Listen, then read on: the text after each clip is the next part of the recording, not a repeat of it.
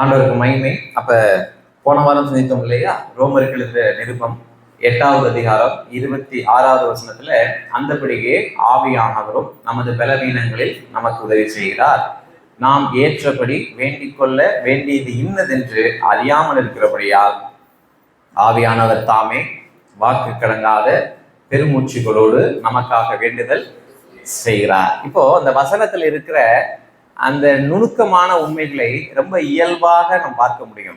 ஆவியானவர் தாமே அப்படின்னா ஆவியானவர் மட்டுமே, ஆவியானவர் மட்டுமே. அங்க ஆவியானவர் என்னோடு சேர்ந்து விண்ணப்பம் செய்கிறார் அப்படின்னு சொல்லப்படல, ஆவியானவர் தாமே. இந்த இந்த எழுத்திலே, அந்த வார்த்தையிலே நம்முடைய கவனத்தை செலுத்தினாலே நம்ம என்ன பண்ண மாட்டோம், வஞ்சிக்கப்பட மாட்டோம். அப்ப அந்நிய பாஷை என்று பிதட்டல் மொழியிலே, உளறல் மொழியிலே, சத்தங்களிலே ஒரு மனிதன் சபையில நின்று கூக்குரலிட்டார் என்று சொன்னால் அவனுக்குள்ள இருந்து ஆவியானவர் விண்ணப்பம் செய்கிறார் அப்படின்னு இல்லை. வசனம் சொல்றது ஆவியானவர் தாமே. எது ஆவியானவர் செய்கிற விண்ணப்பம் இல்லை அப்படிங்கிறத சுருக்கமாக போன வாரம் உங்கள்கிட்ட சொன்னேன். இப்போ நான் அடிக்கடி சொல்லியிருக்கிறேன், சில இறையியல் விதி இருக்கு, ரொம்ப இயல்பான, நாம் வேதத்தை கற்றுக்கொள்வதற்கு சின்ன சின்ன இறையியல் விதி இருக்கு. அதுல ஒண்ணு என்னன்னா, பிதாவாகிய தெய்வம் அவரு காணக்கூடாத தெய்வம், பிதாவாகிய ஆண்டவர் காணக்கூடாதவர், காணக்கூடாதவர். திருத்துவத்திலே உங்களுக்கு புரிதல் இல்லாமல் இருக்கலாம், திருத்துவத்தை நீங்க விளங்கிக்கலாட்டியும் விசுவாசிக்கணும்.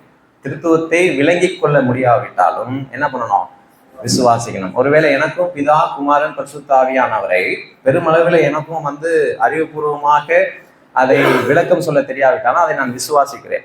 கண்டிப்பா எங்க போயிடுவேன், ஆண்டவர்கிட்ட போயிடுவேன். அதனால நான் அதை விசுவாசிக்கிறேன். நீங்களும் அதை விளங்காட்டியும் விசுவாசித்தால் போதும், விசுவாசித்தால் போதும். கவனிங்க, திருத்துவத்தை நம்புகிறேன், அது எனக்கு புரியுது.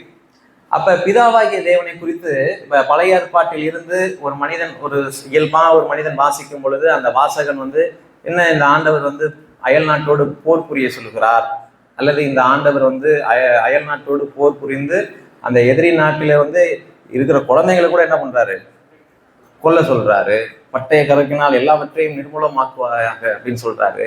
அதே மாதிரி இந்த ஆண்டவர் ஒரு சின்ன தவறு செய்தாலும் பூமி 2ஆக பிளந்து 3000 பேர் 4000 பேர் சாகுறாங்க.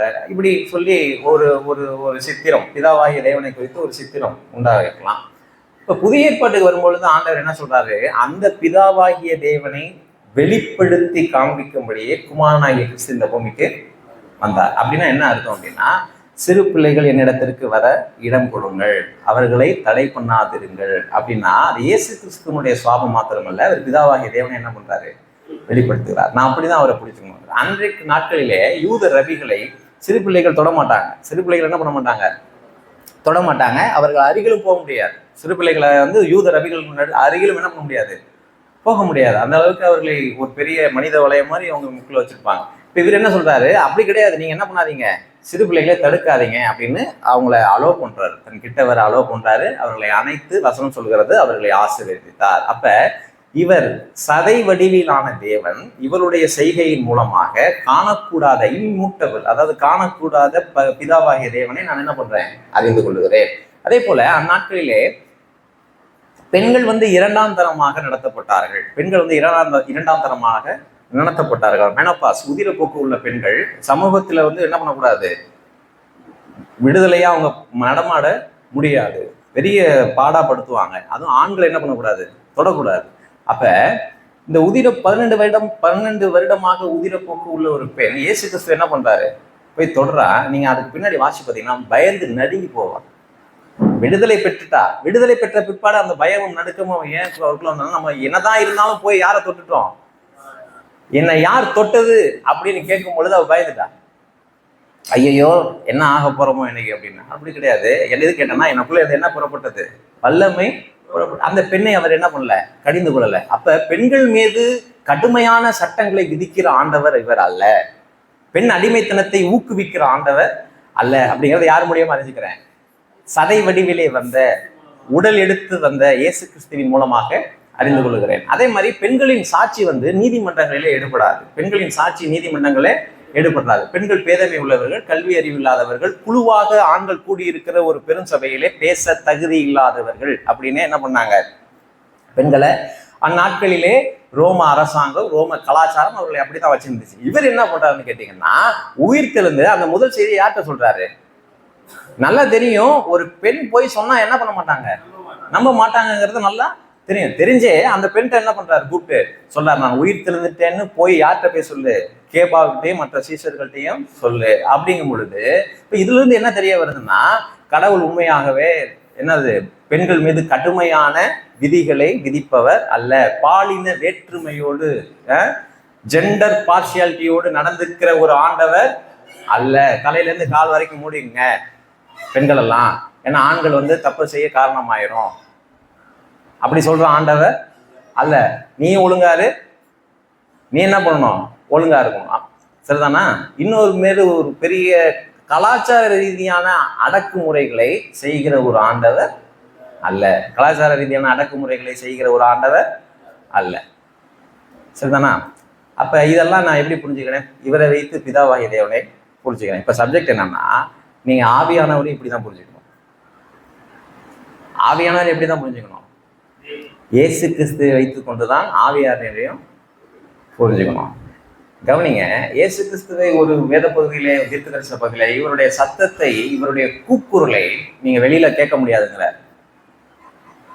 இவருடைய கூக்குரலை, ஐயோ அம்மா காப்பாத்துங்க அப்படின்னு இவர் சத்தத்தை நீங்க கேட்க முடியாது, சந்தை வெளியிலே கேட்க முடியாது. ரொம்ப ஜென்டிலான ஆண்டவர். அவரை வந்து நியாயம் தீர்க்கும் பொழுது உங்களுக்குள்ள அவர் என்ன பண்ணல, ஒன்றும் பேசல. முடிய பிடிச்சி இழுத்துட்டு போனாங்க, என்ன பண்ணல, பேசல. அப்படின்னா என்னன்னா, கிறிஸ்துவின் ஆவியானவர் எனக்குள்ள வரும்பொழுது நான் ஐயோ அம்மான்னு கத்துறேன்னா அது என்ன ஆவியில்னு அர்த்தம். ஏன் எப்படி சொல்றேன், இயேசு கிறிஸ்து வைத்துக் கொண்டு நான் யாரை கண்டுபிடிக்கிறேன், ஆவியானவரை கண்டுபிடிக்கிறேன். அதே மாதிரி 8ஆம் அதிகாரம் ரோமர் 8:26 ஆவியானவர் நம்முடைய பலவீனங்களுக்காக என்ன செய்யறாரு, விண்ணப்பம் செய்கிறார். அப்படின்னா இந்த வேத பகுதியிலே அதை குறித்து விவரம் இல்லைன்னா நாங்க எங்க போகணும், இயேசு கிறிஸ்துவை குறித்து எங்க சொல்லப்பட்டிருக்கு. இதே மாதிரி கண்டிப்பா இயேசு கிறிஸ்துவை குறித்து எங்க சொல்லப்பட்டிருக்கு, எங்க சொல்லப்பட்டிருக்கு, எங்க வாசிச்சிருக்கீங்க, எங்க வாசிச்சிருக்கோம் அத?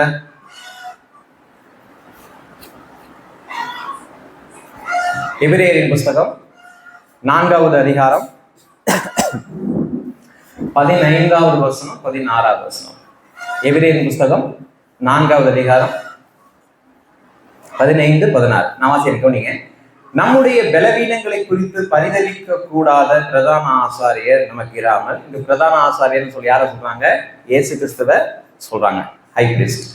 நம்முடைய பலவீனங்களை குறித்து பரிதவிக்க கூடாத பிரதான ஆசாரியர் நமக்கு இராமல், எல்லா விதத்திலும் நம்மை போல் சோதிக்கப்பட்டும் பாவம் இல்லாதவராய் இருக்கிற பிரதான ஆசாரியரே நமக்கு இருக்கிறார். அப்ப நம்முடைய பலவீனங்கள் அப்படின்னு இந்த வேத பகுதி எதை குறித்து பேசுதுன்னா, நம்முடைய மாரல் ஃபெயிலியர், நம்முடைய சன்மார்க்க தோல்வி, நம்முடைய நீதி தவறிய வாழ்க்கை முறை, அதை குறித்து பரிதாபப்படக்கூடாத ஒரு ஆண்டவர் நமக்கு இல்லை. அப்படின்னா என்ன அர்த்தம்னா, அதை குறித்து பரிதாபப்படக்கூடிய ஒரு ஆண்டவர் நமக்கு உண்டு. அப்ப இந்த இடத்துல பலவீனம்னு சொன்னா மனிதனுடைய மாரல் ஃபெயிலியரை பத்தி தான் இங்க பேசுனாங்க. இப்போ நான் ஒரு பிரதான ஆசாரியர், நீங்கள் வந்து பலி செலுத்தும்படி வரீங்க, நீங்க வந்து பலி செலுத்தும்படி நான் உங்க மேல பரிதாபப்படுவேன்னா, இல்ல சட்ட திட்டங்களை சரியாக உங்கள் மேல் நிறைவேற்ற வேண்டும் அப்படின்னு சொல்லி நிச்சயமா இருக்கணும். கரெக்டா ரூல்ஸ் என்ன பண்ணணும், ஃபாலோ பண்ணணும். உங்க மேல பரிதாபப்படுறதுக்கு என்ன கிடையாது, அங்க வேலையே கிடையாது. இந்த பலியை எப்படி நிறைவேற்ற வேண்டும், இந்த பலியை வந்து இவர்களுக்கு எப்படி நிறைவேற்றணும், அதை தோலை உரிக்கணும், அதை எப்படி வெட்டணும், அதை எப்படி எரிக்கணும், இதுலதான் யாருடைய கவனம் இருக்கும், பிரதான ஆசாரியனுடைய கவனம் இருக்கும். வந்திருக்கவங்க அழுகுறாங்களா, அவங்க பாவத்துக்காக மனசாப்படுறாங்களா, அழுகுறாங்களா, ஐயோ பாவம் அவங்க எந்த சூழ்நிலை அதை செஞ்சாங்க, அதை பத்தி என்ன கிடையாது. பிரதான ஆசாரியனுக்கு ஒரு பெரிய பிரச்சனை இல்லை. ஏன்னா அவன் உயிரை கையில பிடிச்சிட்டு இருப்பான், அவன் உயிரை கையில பிடிச்சிருக்கான். முன்பு அவன் போய் தன்னுடைய பாவத்துக்கு என்ன பண்ணணும், பலி செலுத்தணும். அவன் தேவ சமூகத்துல கொல்லப்படலாம். அவன் கொஞ்சம் மாத்தி பண்ணிட்டான்னா அவன் என்ன பண்ணணும், இப்ப அவன் உயிரை கையில பிடிச்சிக்கிட்டு அவனுக்காக கவலைப்பட்டுக்கிட்டு ஐயோ நம்ம எல்லாம் சரியா செய்யணும்னு நினைச்சிட்டு இருப்பான். பலி செலுத்த வரவன மேல ஒரு பெரிய அக்கறையும் கரிசனையும் அவனுக்கு இருக்க வாய்ப்பு இல்லை, இருக்க முடியாது. ஆனா இவர் என்ன சொல்றாங்கன்னா, இந்த பிரதான ஆசாரியர் அப்படி இல்லை, இவர் தன்னுடைய பாவங்களுக்காக பலி செலுத்த வேண்டிய அவசியம் இல்லாதவர். யாரு?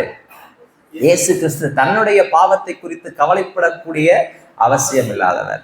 இரண்டாவதாக, இவர் சகலவற்றையும் நிறைவேற்றி முடித்துட்டார்.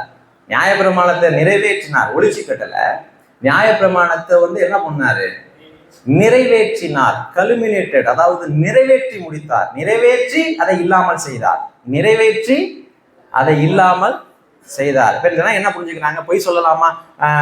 புதிய காலத்துல பொய் சொல்லலாம். ஆண்டவர் தான் அந்த நியாயப்பிரமாணத்தை என்ன பண்றாரு? எடுத்துட்டாரு. நியாயப்பிரமாணத்தை எடுக்கல. என்ன பண்ணாருன்னா, அதை நிறைவேற்றி செயல் இழக்க வைத்தார். ஒழித்தார். கண்டிப்பாக அதை என்ன பண்ணாரு? ஒழித்தார். நீங்க தப்பா புரிஞ்சுக்காதீங்க. ரைட். அப்ப ஜனங்களுக்காக பரிதாபப்படக்கூடிய பிரதான ஆசாரியர் தான் யாரு? இயேசு கிறிஸ்து. ஏன்னா இவர் பலியாக இருக்கிறார், இவரே பிரதான ஆசாரியர் இருக்கிறார், சகலவற்றை நிறைவேற்றி முடித்துட்டார். இப்ப அவருடைய முழு கவனமும் யார் மேல இருக்கும் அப்படின்னா, ஐயோ தினகரன் என்ன சூழ்நிலையில இதை செஞ்சிருக்கான். ஒரு வாலிபனா இருக்கிறான், அவனுடைய உணர்வுகளிலே இவ்வளவு சிக்கல் இருக்கு. ஒரு குடும்பஸ்தனா இருக்கிறான், அவனுக்கு இவ்வளவு நெருக்கடி இருக்கு. இதையெல்லாம் அவர் கவனித்து பரிதாபப்படுகிறார். ஏன்னா அவர் எல்லா விதத்திலும் சோதிக்கப்பட்டார். அவர் எல்லா விதத்திலையும் மூத்த மகனா இருந்தா எவ்வளவு பொறுப்புகள் இருக்கும், அண்ணன் தம்பியினுடைய உதவிகள் இல்லாம இருந்தா எவ்வளவு பொறுப்புகள் இருக்கும், சரிதானா? சமூக அந்தஸ்து இல்லாமல், பின்புலம் இல்லாமல் இருந்தா எவ்வளவு நெருக்கடி இருக்கும். அப்பா சின்ன வயசுல இறந்து போனா எவ்வளவு நெருக்கடி இருக்கும். எல்லாத்துக்குமே யாருக்கு தெரியும்? இயேசு கிறிஸ்துவுக்கு தெரியும். இதே சூழலிலே வளர்ந்த ஒரு ஆண்டவர். அதனால என்ன பண்றாருன்னா, பரிதபிக்கக்கூடியவர், ஜனங்களுக்காக பரிதபிக்கக்கூடியவர், ஜனங்களுடைய பலவீனங்களை குறித்து பரிதாபப்படக்கூடியவர். அப்ப இந்த இடத்துல பலவீனம் சொல்லப்பட்டது யாருடைய பலவீனம்? மக்களுடைய பலவீனம். பலவீனங்கிறது எந்த பலவீனம்? மாரல் ஃபெயிலியர், சன்மார்க்க தோல்வி, கடவுளுக்கு பிரியமில்லாமல் இருக்கின்ற ஒரு வாழ்க்கை முறை. அதுதான் இங்க பலவீனம்னு சொல்லப்பட்டிருக்கு. ரைட். அப்படி இருக்கும் பொழுது இவர் என்ன பண்றாரா? அப்படி வர்றவங்களுக்காக ஜெபம் பண்றாராம். என்னன்னு ஜெபம் பண்ணுவாரு? 16, ஆதலால் நாம் இரக்கத்தை பெறவும் ஏற்ற சமயத்தில் உதவி செய்யும், அதாவது சகாயம் செய்யும் கிருபையை அடையவும் தைரியமாய் கிருபாசன தண்டையிலே சேர கடவோம். இப்ப என்ன சொல்றாங்கன்னா, ஒரு பாவி பலி செலுத்த வரும் பொழுது உங்களை நல்லா புரிஞ்சுக்குவாரு. இந்த பிரதான ஆசாரியர் உங்களை என்ன பண்ணுவாரு? புரிஞ்சுக்குவாரு. நீ உள்ள போகக்கூடாது அப்படின்னு உன்னை தடை செய்ய மாட்டாரு. உன்னை உள்ள அனுப்பி போய் ஆண்டவர்கிட்ட என்ன பண்ணு? உதவியை பெற்றுக்கொள். உன்னுடைய பலவீனத்தின் நிமித்தமாக நீ பலப்படும்படி உனக்கு தேவையான உதவிகளை பெற்றுக்கொள் அப்படின்னு இந்த பிரதான ஆசாரியரே உன்னை என்ன பண்ணுவாரு? உள்ளுக்குள்ள மகா பரிசுத்தலத்துல கொண்டு போவாரு. தேவனுடைய பிரசன்னத்திலே உன்னை கொண்டு போவார் அப்படிங்கிற ஒரு வேத பகுதி தான் இது. தைரியமா, எல்லாம் சொல்லுங்க, தைரியமாய் இயேசுவின் நாமத்திலே அப்படின்னா என்ன அர்த்தம்னா தைரியமாய். நான் இறை பிரசன்னத்துக்குள்ள எப்படி நுழையிறேன்? இயேசுவின் பெயரால் எனக்காக எல்லாவற்றையும் செய்து முடித்த இயேசுவின் பெயரால் என்னை மகா பரிசுத்தம் சொல்லும், அதாவது தேவனுடைய பிரசன்னத்திற்கு ஆழங்களிலே என்னை கொண்டு போய் விடுகிற இயேசுவின் பெயரால். அப்ப இங்க பலவீனம் சொன்னா என்னன்னு புரியுதா? உதவினா என்னன்னு புரியுதா? இப்ப அங்க வாங்க, ரோமர் 8 வாங்க. அந்தபடியே ரோமர் 8:26 கவனிங்க. இந்த 3 பேரும் பிதாவாகிய தேவன், குமாரனாகிய தெய்வம், பரிசுத்தாவியானவர் தெய்வம். இந்த 3 பேரும் ஒரே வேலையை தான் செய்வாங்க, வேற வேற ரோல்ல செய்வாங்க. லட்சியம் ஒன்றாக இருக்கும், நோக்கம் ஒன்னா இருக்கும், செய்யற வேலை ஒன்னா இருக்கும். இவங்களுக்குள்ள முரணே வராது. ரோல் வேணா வித்தியாசமா இருக்கலாம். பிதாவாகிய தேவன் சிலுவையில மரிக்கவில்லை.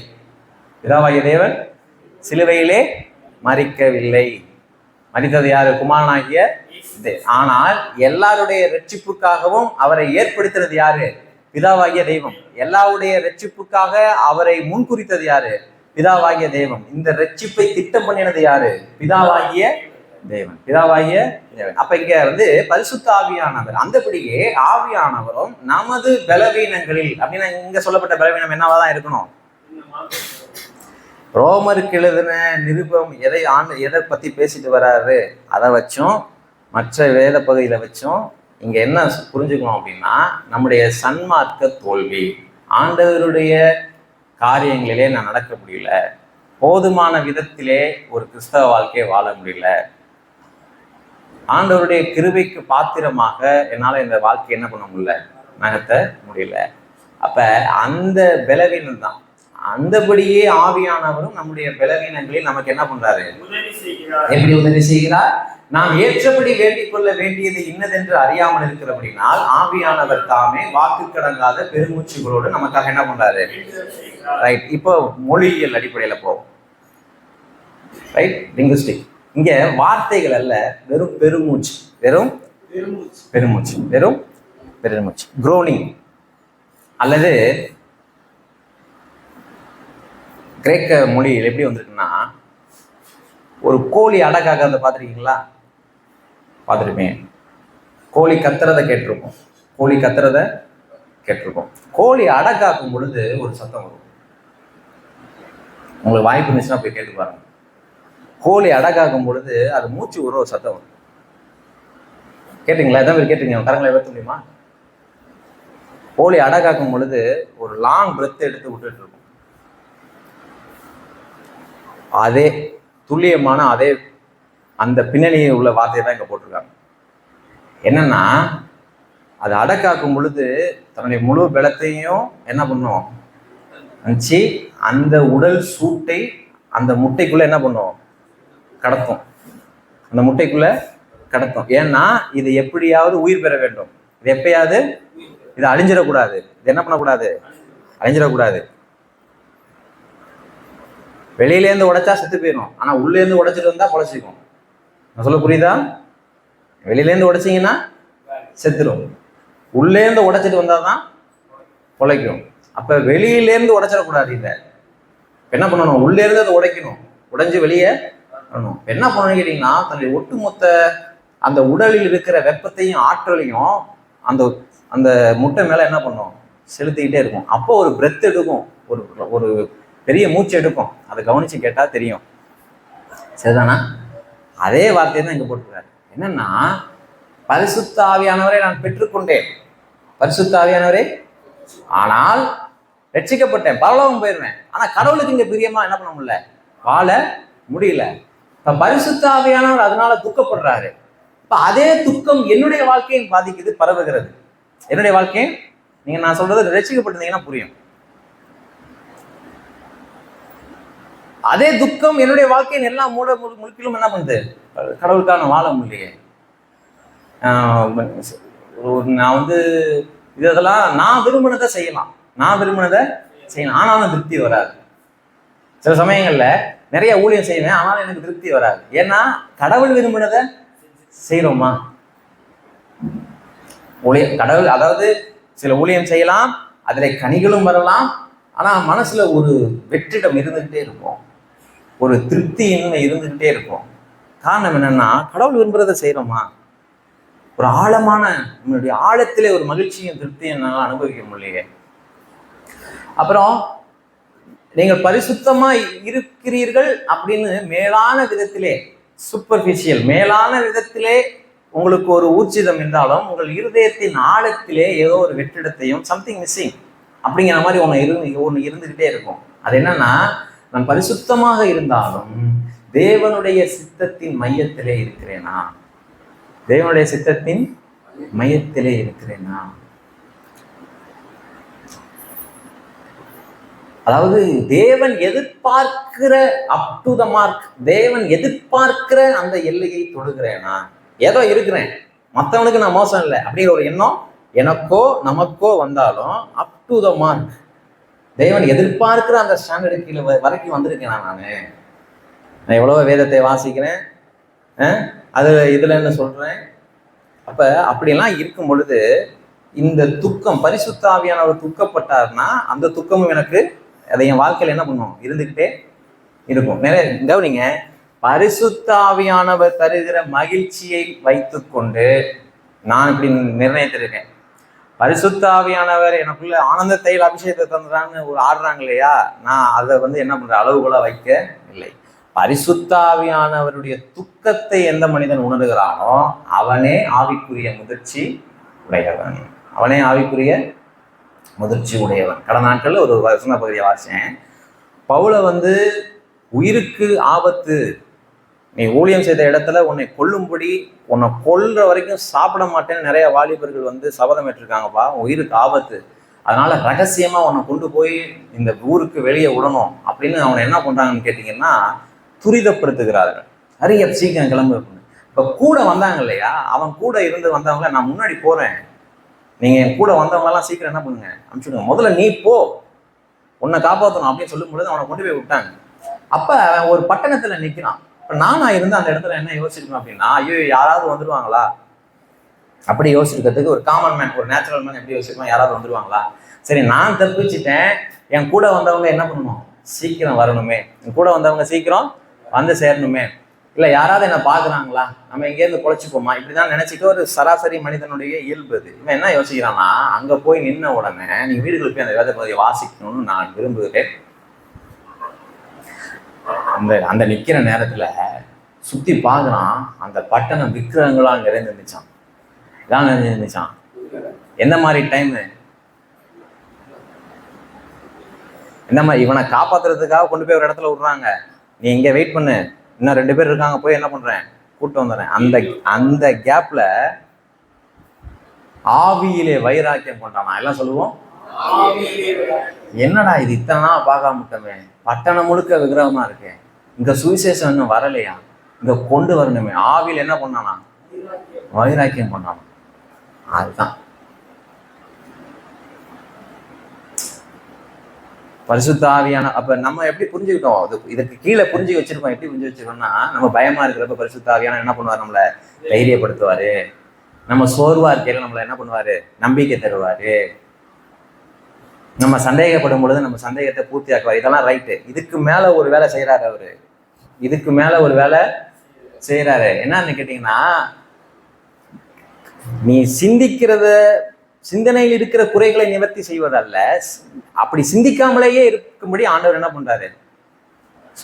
அப்ப பவுல் அங்க போய் நிக்கிறான், கொஞ்சம் கூட அந்த சூழலுக்கு சம்பந்தம் இல்லாமல் அவன் வேற ஒரு தளத்துல இயங்குறான் பாருங்க, வேற ஒரு டைமென்ஷன்ல. இந்த பட்டணம் விக்கிரகங்களால் நிறைந்திருக்கிறது என்று சொல்லி ஆவியில் என்ன பண்ணானா, வைராக்கியம் கொண்டான். என்னன்னா அதான் அந்த ஸ்பிரிட் ஃபில்லிங், அந்த ஆவியை பெற்றுக்கொண்டது அல்ல. பெற்றுக்கொள் பெற்றுக்கொள் பெற்றுக்கொள் பெற்றுக்கொள் பெற்றுக்கொள் பெற்றுக்கொள், அது அல்ல விஷயம். பெற்றுக்கொண்டது அல்ல இல்ல விஷயம். ஆவியில் என்ன பண்ணானா, வைராக்கியம். அப்போ இந்த குரோனிங் அப்படின்னா என்ன அர்த்தம்னா, உள்ளுக்குள்ள இருந்து முழுக்க முழுக்க கிறிஸ்துவை வெளிப்படுத்தி காண்பிக்கிற ஒரு வாழ்க்கை வாழ வேண்டும். முழுக்க முழுக்க கிறிஸ்துவை வெளிப்படுத்தி வாழ்கிற வாழ்க்கை அப்படின்னு கடவுளுடைய எசன்ஸை எனக்குள்ள கடத்துறாரு இல்லையா, அப்போ ஒரு பெருமூச்சு ஏற்படுது. ஐயோ நான் தினவனை பத்தி ஒரு பெரும் திட்டம் வைத்திருக்கிறேன், அந்த திட்டத்திற்கு ஊழியம் தான் செய்யறான், அந்த திட்டத்தை விலகி என்ன பண்றான், ஊழியம் தான் செய்யறான். அதை புரிஞ்சுக்க மாட்டேங்கிறான். அசுத்தம் அல்ல, பரிசுத்தம் தான், ஆனால் குறைவான பரிசுத்தம். நீதி உள்ள வாழ்க்கை தான், ஆனால் குறைவான நீதி உள்ள வாழ்க்கை, அதுல திருப்தி. கவனிங்க, தேவன் எப்பயுமே பெஸ்ட்டை தவிர வேற எதையுமே ஏற்றுக்கொள்ள மாட்டார். உங்களுக்கு தெரியுமா, தேவன் சிறந்த, அவர் எதிர்பார்ப்பதை தவிர வேற எதையும் என்ன பண்ண மாட்டாரு, ஏற்றுக்கொள்ள மாட்டார். அப்போ எனக்குள்ள இருந்து அந்த கோழி மாதிரி எனக்குள்ள இருந்து பெருமூச்சு விட்டு என்ன, நான் உடஞ்சிடாம அந்த எசன்ஸ் எனக்குள்ள கடத்தி கொஞ்சம் கொஞ்சமாக கிறிஸ்து போல என்னை மாற்றி அப்படியே உருவாக்கி அந்த வேலை நடக்குது இல்லையா, அந்த வேலை நடக்கும் பொழுது அந்த பரிசுத்த ஆவியானவருடைய அந்த ஆழமான ஊழியத்திலே பங்கு பெறுகிற நான், எனக்கு உள்ளேயும் அந்த கதறல் இருக்கும், அந்த கதறல் இருக்கும், அந்த கதறல் இருக்கும். இதுதான் இந்த வசன பகுதி சொல்லுகிறது அப்படின்னு பெரும்பாலான வேத, அதாவது ரிஃபார்ம்டு தியாலஜியன்ஸ் இதை தான் நம்புறாங்க. நானும் அதை தான் விசுவாசிக்கிறேன், நானும் அதை தான் என்ன பண்றேன், விசுவாசிக்கிறேன். இப்ப அதை வாசிங்க. அந்தபடியே ஆவியானவரும் நம்முடைய பலவீனங்களையும் நமக்கு என்ன பண்றாரு, என்ன மாதிரி பலவீனம், நாம் ஏற்றபடி வேண்டிக் கொள்ள வேண்டியது இன்னதென்று அறியாமல் இருக்கிற அப்படின்னா ஆவியானவர் தாமே வாக்கு கடங்காத பெருமூச்சுகளோடு நமக்காக என்ன பண்ணாரு? வேண்டுதல். கவனிங்க, இப்ப என்ன சொல்ல வரோம்? ரட்சிக்கப்பட்டிருக்கவங்களுக்கு இந்த அனுபவம் கண்டிப்பாக இருக்கும். இந்த அனுபவம் இருக்கும். இந்த அனுபவம் எனக்கும் நமக்கும் இருக்கா? யோசிச்சு பார்ப்போம். அதான் 4-5 வாரமா பேசிட்டு இருக்கோம். ஆவியானவரை பெற்றுக்கொண்டேங்கிறதுக்கு வேதம் சொல்லுகிற அடையாளம். முதல் என்ன பண்ணுவோம்? நம்ம யோசிப்போம். ஏன் அப்படி சொல்றேன்னா, நீங்க உங்களுக்குள்ள ஒரு கன்விக்ஷனுக்கு வரணும். உங்களுக்குள்ள ஒரு கன்விக்ஷனுக்கு வரணும். ஆவியை பெற்றுக்கொண்டுவதற்கு அடையாளம் இதுதான். வேதம் காட்டுகிற திட்டவட்டமான அடையாளம் இதுதான். அந்த அந்த ஆவியானவருடைய பெருமூச்சுகளோடு விண்ணப்பம் செய்கிற அனுபவத்தை ஒரு பரிசுத்தவான் தனக்குள்ள என்ன பண்ணிருப்பான்? பெற்றிருப்பான்.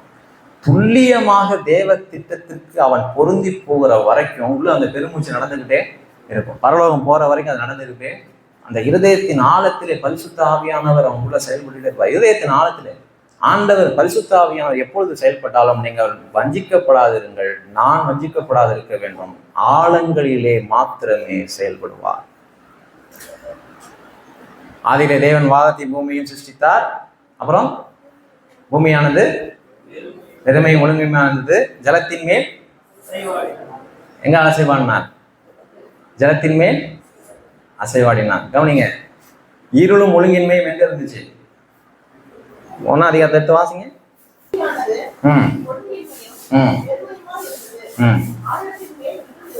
எங்க இருந்துச்சு? எங்க இருந்துச்சு? மேல ஒழுங்கின்மை இருக்கு. மேல என்ன இருக்கு? ஒழுங்கின்மை. மேல டிசிப்ளினே இல்லை அப்படின்னா ஆழத்துல என்ன இருக்குன்னு அர்த்தம்? ஆழத்துல என்ன இருக்குன்னு அர்த்தம்?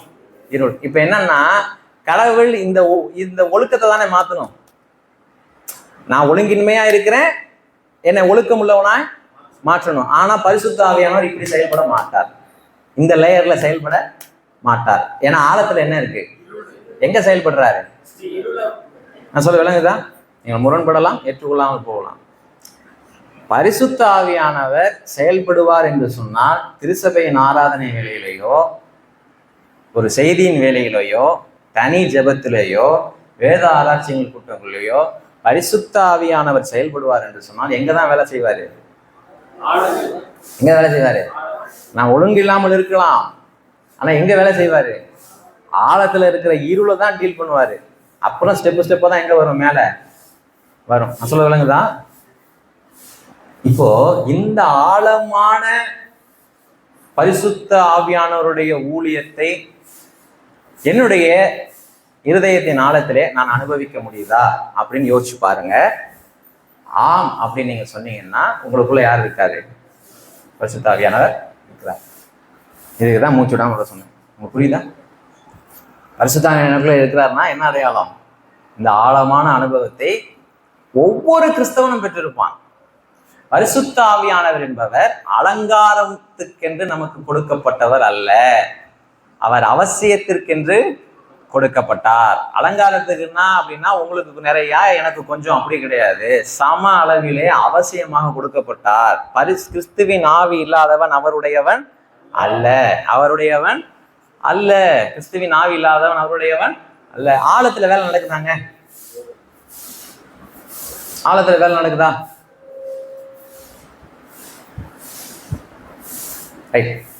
இப்ப அப்படி நம்ம மேல போவோம். தேவனுடைய வார்த்தைக்கு வருவோம். தேவனுடைய பரிசுத்த ஆவியானவர் ஒரு மனிதன் பெற்றுக் கொண்டிருப்பான் என்று சொன்னால் இந்த அடையாளம் அவனுக்குள்ள இருக்கணும். ஆழத்திலே பெருமூச்சுகளோடு ஆண்டவர் என்ன பண்ணுவாரு? வேலை செய்வார். ஆழத்திலே பெருமூச்சுடைய எந்த காரியத்தை நோக்கி வேலை செய்வார்? கிறிஸ்துவை போல அவன் மாற வேண்டும். தேவனுடைய முழு சித்தத்தையும் பரிபூர்ண சித்தத்தையும் அவன் என்ன பண்ணணும்? இந்த பூமியில நிறைவேற்ற பரலோகம் போற வரைக்கும் இந்த வேலை நடக்கும். இது இல்லாதவர்கள் கிறிஸ்தவர்களே அல்ல. இது இல்லாதவர்கள் கிறிஸ்தவர்களே அல்ல. அவர்கள் தேவனை நோக்கி மனம் திரும்பவில்லை. ரைட். இப்போ தேவனுடைய வார்த்தை பெற்று இல்லாட்டி என்ன நடக்கும்? போன வாரம் யோசிச்சோம். தேவனுடைய வார்த்தை இருந்தால் என்ன நடக்கும்? என்ன சொன்னேன்? நான் அவர்களுக்கு உம்முடைய வார்த்தையை கொடுத்தேன், ஆதலால் உலகம் அவர்களை பகைத்தது. அப்ப தேவனுடைய வார்த்தையை பெற்றுக்கொண்டால் ஒரு பகைமை என்ன உண்டாகும்? ஒரு பகைமை உண்டாகும். அடுத்தது தேவனுடைய வார்த்தையை பெற்றுக்கொண்டால் ஒரு இன்டர்னல் கான்ஃபிளிக்ட், எனக்குள்ளேயே நான் முரண்படுவேன், எனக்குள்ளேயே முரண்படுவேன். தேவனுடைய வார்த்தை என் இருதயங்களில் இருக்கும் பொழுது வெளியிலே ஒரு முரண் ஏற்படும். அடுத்தது தேவனுடைய வார்த்தை எனக்குள் இருக்கும் பொழுது எனக்குள்ளேயே என்ன உண்டாகும்? ஒரு முரண் உண்டாகும். இதுதான் ரோமர் 7 நம்ம வாசிக்கிறோம். நான் நியாயப்பிரமாணத்து மேல எப்படி இருக்கிறேன்? பிரியமாய் இருக்கிறேன். ஆனாலும் என்னுடைய சரீரத்தில் இயங்குகிற வேறொரு பிரமாணத்தை நான் காண்கிறேன். அந்த பிரமாணம் என்னை சிறையாக்கி கொள்ளுகிறது. அப்ப எனக்குள்ளேயே ஒரு பெரிய முரண்பாடு இருக்கிறது. நான் விரும்புகிறதை செய்யாமல் நான் வெறுக்கிறதையே செய்கிறேன். நான் விரும்புகிறதை செய்யாமல் நான் வெறுக்கிறதையே செய்கிறேன். அப்ப இந்த முரண் ஏன் வந்துச்சு? அவர் சொல்றாரு, பாவம் அப்படின்னு எனக்கு என்னன்னே தெரியல அப்படிங்கும் பொழுது நான் என்ன பண்ணேன்? சந்தோஷமா இருந்தேன். பாவம் என்ன அப்படிங்கிறது எனக்கு தெரியும்படி எனக்கு நியாயப்பிரமாணம், கடவுளுடைய வார்த்தைகள் கொடுக்கப்பட்டோன்னே எனக்குள்ள இருக்கிற பாவம் உயிர் கொண்டது. எனக்குள்ள இருக்கிற பாவம் உயிர் கொண்டது. இப்ப எனக்கு நானே முரண்படுகிறேன், எனக்கு நானே முரண்படுகிறேன். இந்த அனுபவம் உங்களுக்கு இருக்கா?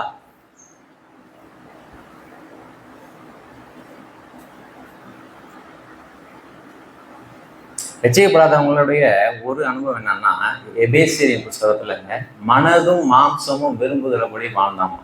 2வது அதிகாரம்.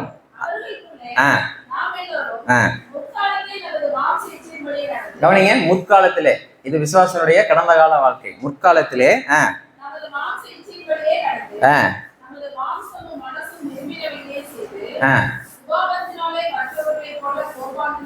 சுவாபத்தினாலே மற்றவர்களை போல கோபாக்கினை பிள்ளைகளாய் இருந்தோம். இன்னொரு வாசிங்க. அவர்களுக்குள்ளே நாம் எல்லோரும் முற்காலத்திலே நமது மாமிச இச்சையின்படியே நடந்து நமது மாமிசமும் மனசும் விரும்பினவைகளை செய்து போதும். சுவாபத்தின்படி கோபாக்கினை பிள்ளைகளாய் கவனிங்க. இப்போ நான் 2 வாரத்துக்கு முன்னாடி கூட நான் சொன்னேன். அவர்கள் எல்லாரும் சொல்லுங்க, உலக மக்கள் எல்லாருமே எப்படி வாழ்றாங்கன்னா மனதும் விரும்பினபடிதான் செய்யறாங்க. வேற ஒரு புரோட்டோகால் அவங்களுக்கு கிடையவே கிடையாது. வேற ஒரு விதத்தில் வாழ முடியாது, வேற ஒரு விதத்துல வாழ. அதனாலதான் வசனம் சொல்லுகிறது, அந்த இதுல ஒரு வார்த்தை முக்கியம், இச்சையின்படியே. இச்சையின் வண்டி எடுத்துட்டு போகணும் அப்படின்னா போயிடுவாங்க. அதை நினைச்சா என்ன பண்ணிடுவாங்க? கடன் வாங்கியாவது அதை வாங்கணும் பாருன்னா வாங்கிடுவாங்க. அவங்களுக்கு வேற மாதிரி சிந்திக்க முடியாது. நான் கேட்டாதாங்க எனக்கு ஆகும் அப்படின்லாம் ஆட்கள் அங்க இருந்தீங்கன்னா நீங்க இங்க இருக்க வேண்டிய ஆளே இல்லை. நான் கேட்டாதான் எனக்கு தூக்கமே வரும் அப்படின்னா அது உண்மையா, அது கரெக்டா அப்படின்னா கரெக்டு. எப்படி கரெக்டு? ரட்சிக்கப்படாதவங்க வேறபடி வாழ, இச்சையின்படியே, இச்சையின் படியே வாழ்ந்து சரிதான். அவங்களுக்கு வேற ஒரு இயக்கம் உள்ள கிடையாது, வேற ஒரு இயக்கம் கிடையாது. அப்படிதான் இயங்க முடியும். இப்ப ஆண்டவருடைய வார்த்தைகள் வரும் பொழுதுதான் அந்த இயக்கத்திலேயே ஒரு முரண்பாடு வரும். அந்த இயக்கத்திலேயே ஒரு முரண்பாடு வரும். 1 யோவான் 2:4 ஒருத்தர் வாசிங்க. அவரை அறிந்திருக்கிறேன் என்று சொல்லியும் அவருடைய கற்பனைகளை கை கொள்ளாதவன் பொய்யனாய் இருக்கிறான். இப்ப நீங்க கவனம் செலுத்த வேண்டிய வார்த்தை என்ன? அவனுக்குள் சத்தியம் இல்லை. அவனுக்குள் சத்தியம் இல்லை. அவரை அறிந்திருக்கிறேன் என்று சொல்லியும் அப்படின்னா இப்படிப்பட்ட நபர்கள் எங்க இருக்கிறாங்க? சபையில இருக்க. சபையிலும் இல்ல, சபையில இருக்கிறவங்கள அதை பத்தி தான் பேசுறாரு. அவரை அறிந்திருக்கிறேன்னு வெளியே உள்ளவங்க என்ன பண்ண முடியாது, சொல்ல முடியாது. ஆனால் அவரை அறிந்திருக்கிறேன் என்று சொல்லியும், நான் மனம் திரும்பி இருக்கிறேன் என்று சொல்லியும், நான் ஆண்டவருடைய பிள்ளை என்று சொல்லியும், அவரை அறிந்திருக்கிறேன் என்று சொல்லியும் அவருடைய கற்பனைகளை கை கொள்ளாதவன் எப்படி இருக்கிறான்? பொய்யனாய் இருக்கிறான். அவனுக்குள் சத்தியம் இல்லை. அவனுக்குள் சத்தியம் எல்லாம் சொல்லுங்க. அவன் கையில் சத்தியம் இல்லை அப்படின்னா இருக்கு. அவன் தலையில் சத்தியம் இல்லை அப்படின்னா இருக்கு. அவன் பையில் சத்தியம் இல்லை அப்படின்னா இருக்கு. அவன் வீட்டில் சத்தியம் இல்லை அப்படின்னா இருக்கு. பைபிள் வீட்டில் இருக்கலாம், மொபைல்ல இருக்கலாம், தலையில இருக்கலாம். சில பேர் அதிகாரமா பேசுவாங்க. எல்லாம் ரைட்டு. அவரையும் அறிந்திருக்கிறேன்னா சத்தியம் எங்க இருக்கணும்? எனக்குள்ள. மனம் திரும்பியதுன்னா சத்தியம் எங்க வந்திருக்கணும்? எனக்குள்ள வந்துருக்கணும். சரி, எனக்குள்ள வந்துச்சுன்னா என்ன நடக்கும்? அந்த வசனத்தை சொல்லுங்க பார்த்து. சொல்லியும் இப்ப அப்படியே எதிர்மறையா பேசுங்க, அப்படியே அதற்கு அப்படியே எதிர்மறையா சொல்லுங்க. அவரை அறிந்திருக்கிறேன் என்று சொல்லி அவருடைய கற்பனைகளை கை கொள்ளுகிறவனுக்குள்ளாக சத்தியம் இருக்கிறது. அதெல்லாம் அப்படி எதிர்மறையா புரியும். உங்களுக்கு புரியுது இல்ல? அறிந்திருக்கிறேன்னு சொன்னா அவருடைய கற்பனைகள் என்ன பண்ணணும்? கை கொள்ளணும். கை கொண்டானா அவனுக்குள்ள என்ன இருக்குன்னு அர்த்தம்? சத்தியம் இருக்குதுன்னு அர்த்தம். சத்தியம் இருக்குதுன்னு அர்த்தம். ரைட். இப்ப 1 தீமோத்தேயுவின் புஸ்தகம் 6வது அதிகாரம் 5வது வசனம். 1 தீமோத்தேயுவின் புஸ்தகம் 6வது அதிகாரம் 5வது வசனம். கெட்ட சிந்தை உள்ளவர்களும் சத்தியம் இல்லாதவர்களும்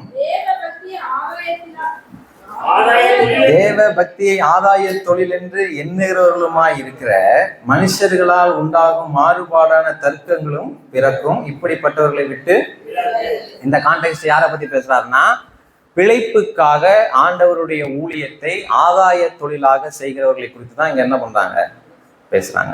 இப்ப இவங்க எப்படிப்பட்டவங்களாம்? கெட்ட சிந்தை உள்ளவர்களும் சத்தியம் இல்லாதவர்களும். அப்படின்னா இதை எதிர்மறையா சொல்லுங்க. நல்ல சிந்தை உள்ளவர்களும் சத்தியம் உள்ளவர்களும். அவ்வளவுதான். பைபிள் நீங்களே வாசிக்கும் போது இப்படி வாசிக்கணும். கெட்ட சிந்தை உள்ளவர்களும் சத்தியம். இப்ப சத்தியம் இல்லைன்னா, இங்க சத்தியம் இல்லை அப்படின்னாலும் என்னென்னலாம் வருது? தேவபக்தி இருக்கா? சத்தியம் இல்லைனாலும் தேவபக்தி இருக்காங்க, இருக்கு. ஊழியம் செய்யறாங்களா? செய்யறாங்க. அதனாலதான் ஆதாய தொழில் அப்படிங்கிறது ஊழியத்தை தான் சொல்றாங்க. சத்தியம் இல்லாட்டியும் ஊழியம் செய்யறாங்களா? செய்யறாங்க. சத்தியம் இல்லாட்டியும் தேவபக்தி இருக்கா? இருக்கு. ஆனா சத்தியம் இல்லாதவருடைய அடையாளம் என்ன? கெட்ட சிந்தை. கெட்ட சிந்தை. கெட்ட சிந்தைன்னா அவனுடைய ஆன்மாவிலே ஆவியிலே என்ன கிடையாது? சத்தியம் இல்லை. சத்தியம் இல்லை. கவனிங்க. இப்ப என்ன கவனிங்க, இது எப்படி வருது அப்படின்னா, இந்த கெட்ட சிந்தை அப்படிங்கிறதுக்கு கரப்டட் மைண்ட் அப்படின்னு வருது. கெட்டு போன மனது அப்படின்னு வருது. இன்னொரு இடத்துல நான் ஃபங்க்ஷனல் மைண்ட் அப்படின்னு வருது. அதாவது செயல்பட முடியாத மனது. செயல்பட முடியாத. யார் வீட்லயாவது ஓடாத சைக்கிள் நிப்பாட்டி வச்சுருக்கீங்களா? யார் வீட்லையுமே இல்லையா? ஓடாத வண்டி நிற்கிதா? அப்ப அது சொல்றோம் இல்லையா, அது ஏன் கெட்டு போன வண்டி? ஏன்னா ஓடலை. ஏன்னா என்ன பண்ணல? இங்க என்ன சொல்ல வர்றாரு இந்த ஆத்தர்? என்ன சொல்ல வர்றாருன்னா, சத்தியத்தை புரிஞ்சிக்கவே முடியாத ஒரு மனநிலை இருக்கு இல்லையா? சத்தியத்தை புரிந்து கொள்ளவே, சத்தியத்தின்படி இயங்கக்கூடாத மனநிலை இல்ல, சத்தியத்தை புரிந்து கொள்ள முடியாத மனநிலை, சத்தியத்தை ஏற்றுக்கொள்ள முடியாத மனநிலை, சத்தியத்தை பகுத்து பார்க்க முடியாத ஒரு சிந்தை, அதுதான் கெட்ட சிந்தை. அதுதான் என்னது? கெட்டு போன சிந்தை. ஆவிக்குரிய உண்மைகளை பகுத்து பார்த்து புரிந்து கொள்ள முடியாம, ஆவிக்குரிய உண்மைகளை சரி அப்படின்னு நினைச்சாலும் அதை ஏற்றுக்கொள்ள முடியாம, அதை அரவணைக்க முடியாம, ஆவிக்குரிய உண்மைகளை பகுத்து பார்க்க வேண்டும் அப்படிங்கிற ஒரு அவசியமே தனக்குள்ள இல்லாம இருந்தாங்கன்னா அவங்க ரட்சிக்கப்படல. அவங்க அதுக்கு பேர் என்ன? கெட்ட சிந்தை. கெட்ட சிந்தை ஏன் இருக்குன்னா அவங்களுக்குள்ள என்ன இல்லை? என்ன இல்லை? என்னது? சத்தியம் இல்லை. அவங்களுக்குள்ள என்ன இல்லை? நீங்க எப்பயுமே ரொம்ப அட்வான்ஸ் என்ன அப்படி மேலதான் யோசிச்சுட்டு இருக்கீங்க. இங்க வாங்க, ஞாயிற்றுக்கிழமை எங்க வாங்க, இங்க சப்ஜெக்டுக்குள்ள வாங்க. சத்தியம் இல்லாதவர்கள் கெட்ட சிந்தை உள்ளவர்கள். கெட்ட சிந்தை உள்ளவர்கள். இன்னொன்று, சத்தியம் இல்லாதவர்கள் தேவனை அறிந்திருக்கிறேன் என்று சொல்லியும் அவருடைய கற்பனையை கை கொள்ளாதவர்கள். இவர்கள்லாம் சபையில இருந்தாலும் இவர்கள் மனம் திரும்புவாதவர்கள். அப்படிப்பட்ட நபர்கள் நானா இருக்கலாம். நான் இதை தொழிலா செய்யலாம். வசனத்தை பேசுறதை என்ன பண்ணலாம்? ஒரு தொழிலாக செய்யலாம். ஆனால் எனக்குள்ளே கெட்ட சிந்தை இருக்கும் என்று சொன்னால் இந்த வசனத்தை ஏன் புரிஞ்சிக்க முடியல? என்ன சப்ஜெக்ட்னு ஏன் எனக்கு புரிய மாட்டேங்குது? ஏன் பழைய ஏற்பாடோட குழப்பிக்கிறேன்? ஏன்னா எனக்குள்ள என்ன இல்லை? சத்தியம் இல்ல. சத்தியம் இல்ல.